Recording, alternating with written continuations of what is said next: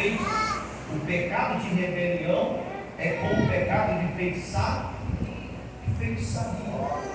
Então, a desobediência a Deus é tão complexa que a Bíblia vai atribuir a desobediência ao mesmo pecado. E o texto é claro, é igual, é a mesma coisa do pecado de feitiçaria, do ocultismo. Então, o crente tem que ser obediente, porque quando ele é obediente e agrada a Deus, Deus está com ele para lhe dar a vitória. Quem glorifica a Deus?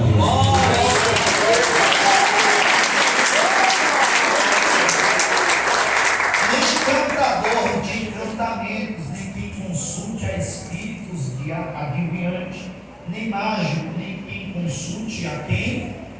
Aos mortos. Eu creio que não tem nenhum crente aqui que consulte aos mortos, mas vamos lá. Eu queria falar para vocês, irmãos, algumas informações aqui importantíssimas, tá? Para vocês ficarem a par, né? Do que significa, do que acontece, porque quando a gente está por dentro de um assunto, a gente tem mais facilidade de pregar o Evangelho a pessoas que estão nessa condição, né? Hoje foi até interessante porque nós estávamos em um lugar e um jovem disse para a gente que é ascético. Talvez vocês nem sabem o que é isso, né? Já, alguns talvez já tenham ouvido falar. Mas como é que você vai pregar para um cético se você saber o que significa ao menos a palavra cético, ou que religião, ou que filosofia é essa? Porque muita gente não sabe, tá? Então é muito importante a gente entender, se inteirar de tais assuntos para que a gente possa pregar, trazer o Evangelho a essas pessoas de forma que não venha a ofendê-las, mas simplesmente pela direção do Espírito e pela ministração do Santíssimo Evangelho de Jesus Cristo. Amém? Olha só, o escritor aqui fala do Espiritismo. Quem sabe o que é Espiritismo? Diz amém. O que é Espiritismo? O que significa isso? Qual é a doutrina principal do Espiritismo? Quem sabe? Quem sabe? Disseram aqui, quer falar com quem? Os mortos? Quem sabe aqui? Quem adivinha aqui do lado das irmãs? Do lado dos irmãos. A doutrina principal, irmãos, do Espiritismo é a reencarnar. Principal doutrina, a doutrina básica do Espiritismo, reencarnação. Eles acreditam que você vai reencarnar várias vezes até que você seja aperfeiçoado. Então, se alguém é espírita, alguém vai crer nessa doutrina básica. Qual é a doutrina básica do Espiritismo? Reencarnação. É isso que a Bíblia diz quando uma pessoa parte. Ela vai reencarnar novamente? Num gato, num cachorro? Uma pessoa? Não. Essa pessoa, o que acontece com ela? Após o juízo, segue-se o que? Após a morte, segue-se o que? Hebreus 9, 27, segue-se um juízo de Deus. Então, existem dois caminhos após a morte. Ou a pessoa estará no paraíso, no gozo com o Senhor Jesus, ou estará no tormento. Lucas 16 vai falar isso, Hebreus 9, 27 vai falar isso.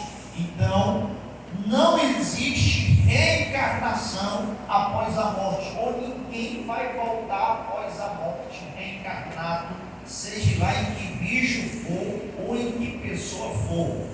Morreu, ali é o fim da trajetória de vida aqui na Terra. Agora, continua a nova trajetória no aspecto espiritual. Aí ou vai ser gozo eterno, ou vai ser tormento eterno. E quem faz essa escolha é você. Ok? e glorifica a Deus por isso.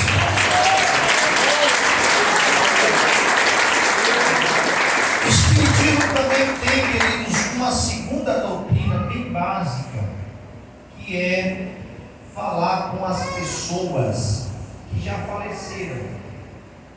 Ora, isso está mais provado biblicamente que alguém que já foi não pode falar com quem está vivo.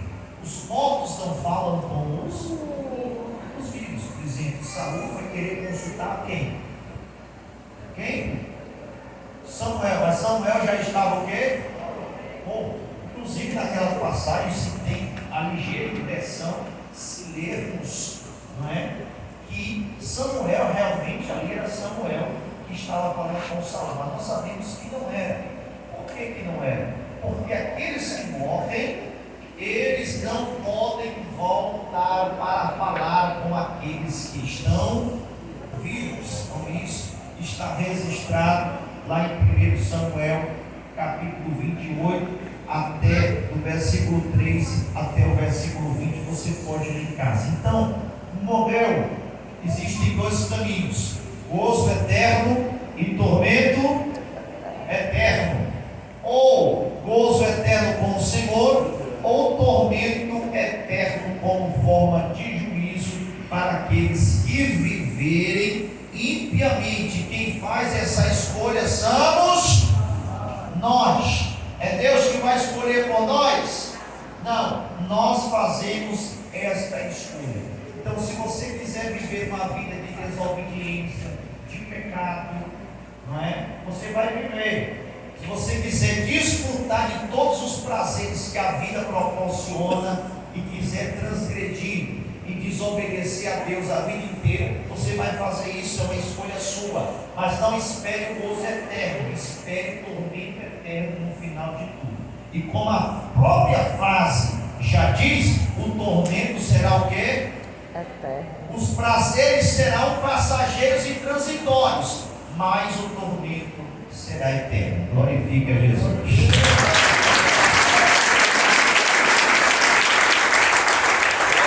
A adivinhação nós já falamos, né? Nós vemos isso em Atos 16, a partir do verso 16, versículo 18, não é? Aquela jovem que estava possuída por um espírito imundo que fazia adivinhar. Então nós vemos que o espírito imundo que possui a vida de alguém também pode fazer adivinhações, também pode fazer revelações. Então alguém pode fazer adivinhação ou revelação porque tem um espírito imundo. De igual forma, aqueles que têm o Espírito de Deus podem ter o dom do Espírito Santo que revela o que está oculto.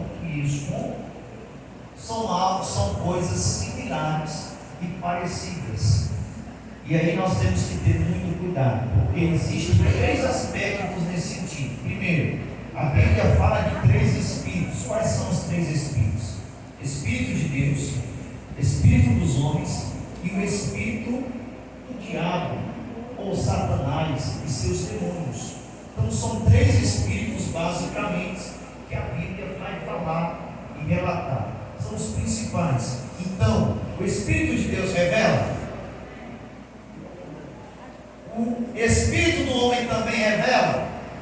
Sim, porque lá em Jeremias capítulo 28 a Bíblia diz que os profetas tinham visões do céu. Quem é que estava revelando ali? O Espírito do homem estava falando pela sua própria voz e não pela vontade e direção do Espírito de Deus. Os espíritos malignos também revelam. Eles conhecem a vida das pessoas. Sim, então eles também revelam. É por isso que nós temos que optar pela maior e maior revelação, que é a palavra de Deus. A palavra de Deus é inerrante, ela não erra. Os profetas podem errar, podem falar das visões do seu próprio coração, amém? Os espíritos imundos podem revelar, assim como o Espírito de Deus revela, ok? Mas a palavra de Deus é inerrante. Quando você abre a Bíblia e lê a Bíblia, vai estar ali exatamente o que está escrito e o que Deus está falando a todos. É verdade absoluta. Pode glorificar a Deus. E o espírito do homem, tá? Segundo o seu próprio desejo, pode revelar. O homem pode revelar. Se o profeta quiser, ele pode revelar. Eis que Deus está contigo. Eis que Deus, estou vendo a chave aí na tua mão. A chave na tua mão e você está lá. Eu quero a chave. Mas não tem chave nenhuma. Ele está falando de quem? Do seu próprio coração? Vai acontecer? Não vai acontecer. Deus não se responsabiliza pelo aquele que não está falando. Temos que entender isso, irmãos. É por isso que nós temos que, ao invés de priorizar, não estou falando aqui que o Espírito de Deus não revela que esse dom não pode ser manifesto no meio da igreja. O que eu estou dizendo é que a prioridade principal não pode ser esse, o foco não pode ser esse, a revelação principal e que é inerrante tem que ser a palavra de Deus, e só a palavra de Deus. Amém? Glória a Deus.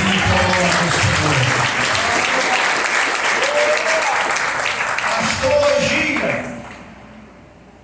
todos já sabem que a astrologia está ligada diretamente à questão daqueles mapeamentos, né? O astrólogo ele faz mapeamentos às vezes pela data de nascimento, pelos astros, né?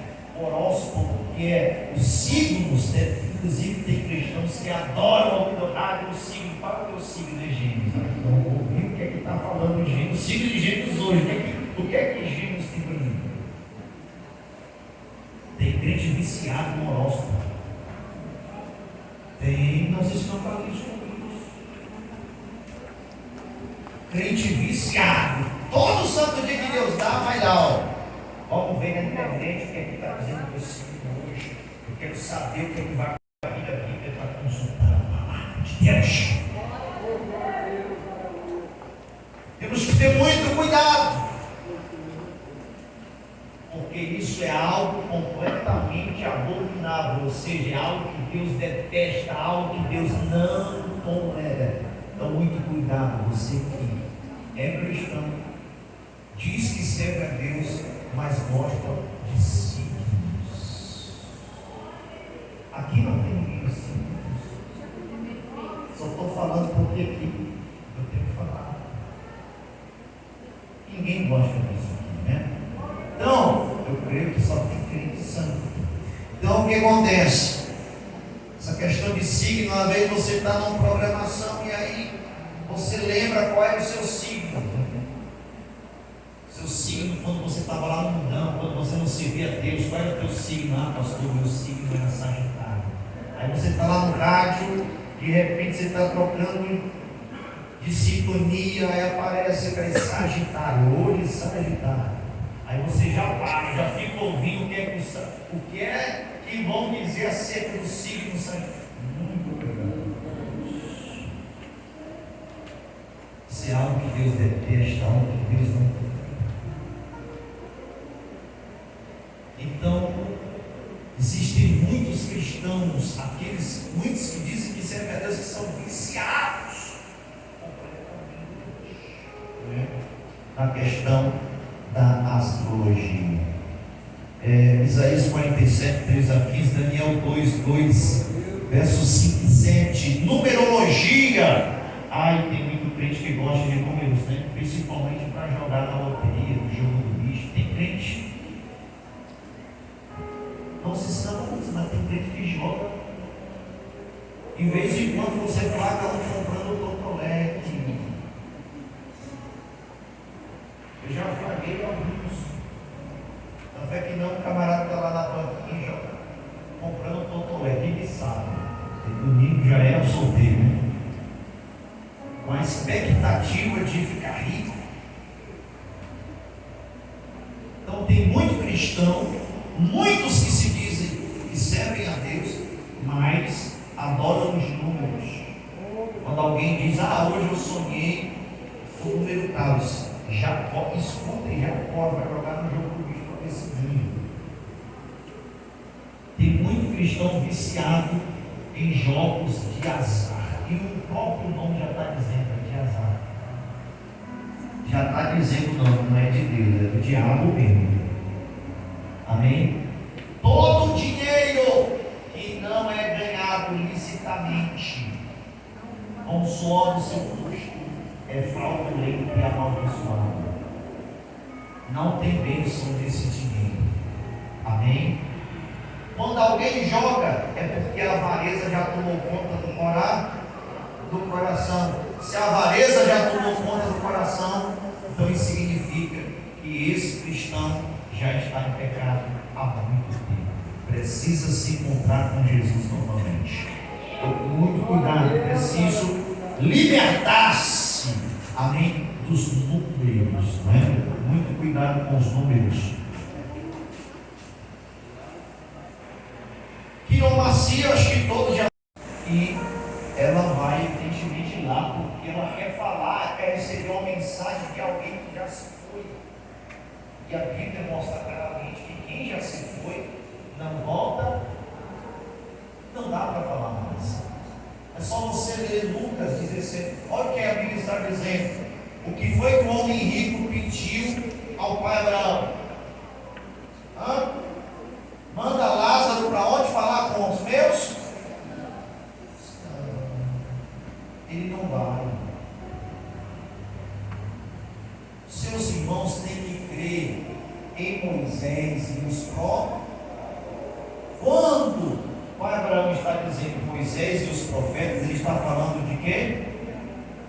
Eles têm que crer na pá. Lázaro não vai voltar de novo lá para pregar para eles, não. Eles têm Moisés e os profetas, eles têm que a pá. O que o pai Abraão está dizendo é: eles creem na palavra.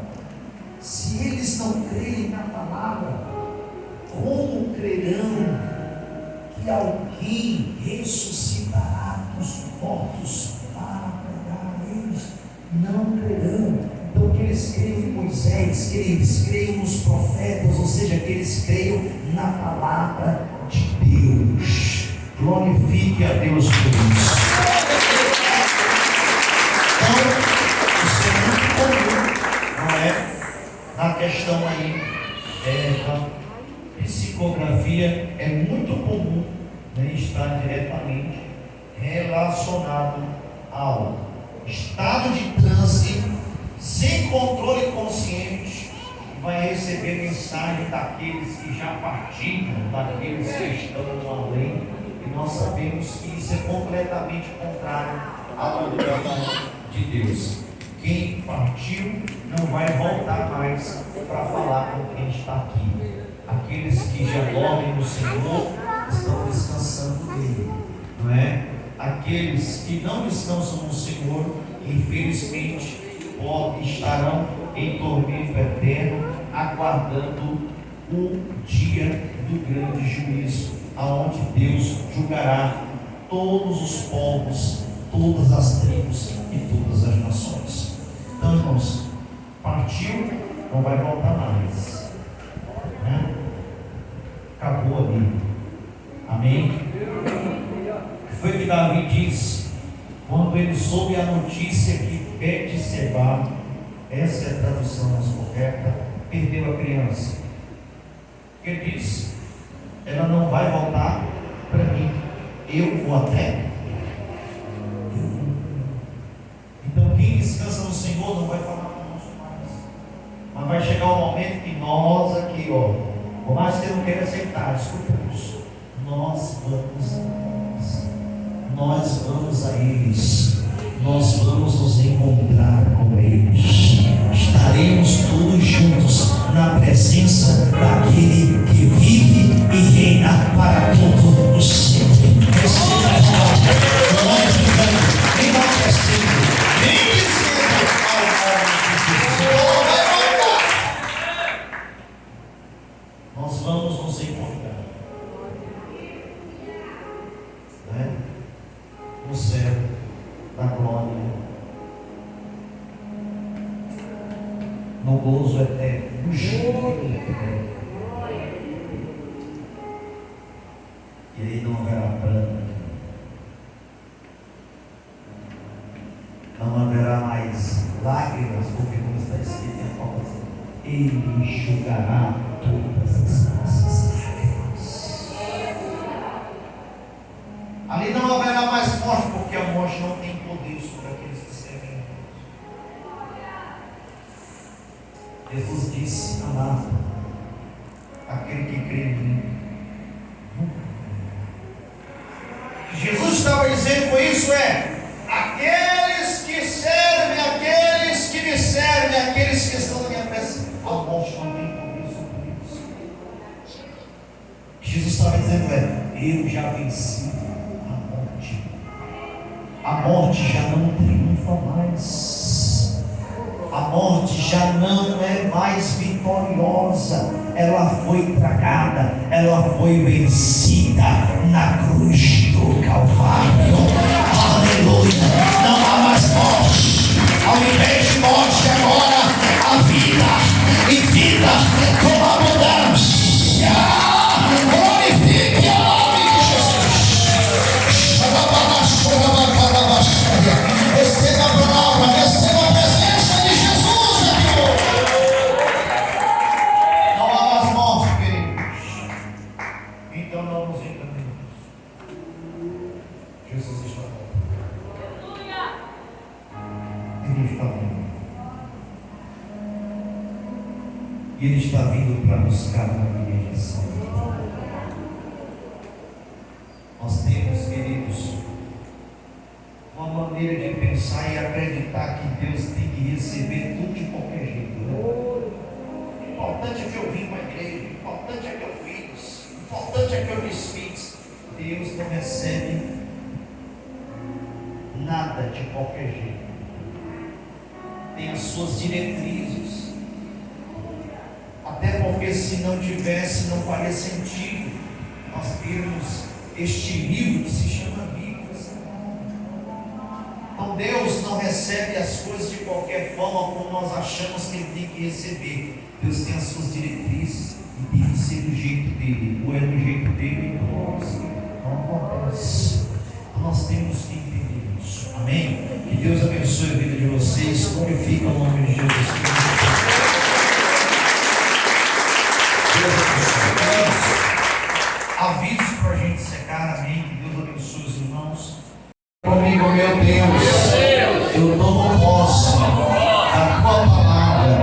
Diga, meu Deus, me ensina a andar na tua presença em conformidade com a tua palavra. Amém. A paz do Senhor, a paz do Senhor e a paz que Deus abençoe em nome de Jesus.